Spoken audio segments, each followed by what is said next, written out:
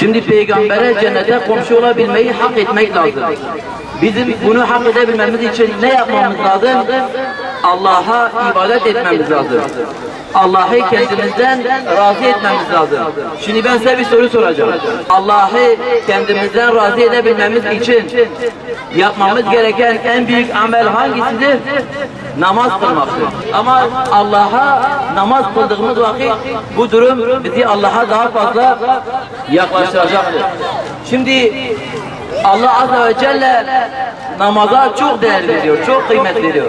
Ben size Allah'ın namaza nasıl kıymet verdiğini bir örnek üzerinden anlatacağım. Bismillahirrahmanirrahim. Elhamdülillahi Rabbil alemin. Errahmanirrahim. Maliki yevmiddin. والضحى والليل إذا سجى ما وضعك ربك وما قلى الله أكبر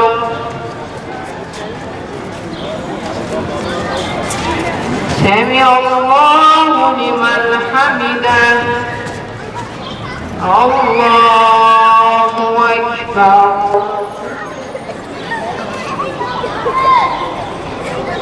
الله أكبر الله أكبر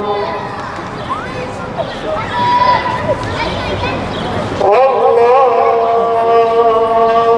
أكبر السلام عليكم ورحمة الله السلام عليكم ورحمة الله.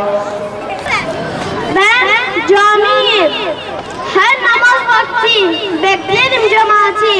Seyrederim meleklerle saf tutan müminleri. Amin derim dualarına. Ey gözlerin nuru olan, gönüllere huzurla dolan, Miraç'ta bize emrolan Rabbimin hediyesisin ey namaz. Cennetin yoluna anahtarısın, ibadetlerimizin sen baharısın. Cennetin yoluna anahtarısın. İyi hacı, sen nasılsın? Karagöz'üm, hele buraya gelsene. Ben gelemem. Ben gelemem, sen gelsene. Şimdi, nereden bakalım, yemedim canı? Çabuk söyle, yoksa geliyor 5 kardeş ona göre. Cevap veremezsin. Peki, soruyu sor ama sorulmasın ha. Ya Müslüman, doğru.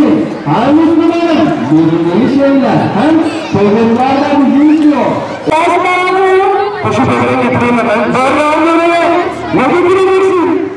Namaz için 5 lazım dedin ya. Nefesli bağlam. Sen namaz olmasın.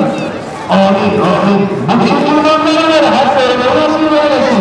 İnşallah, inşallah.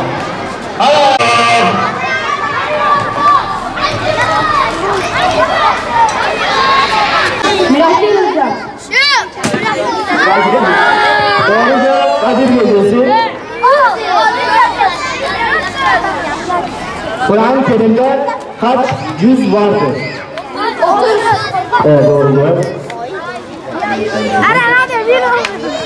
Peygamberimizin kabri nerededir? Medine.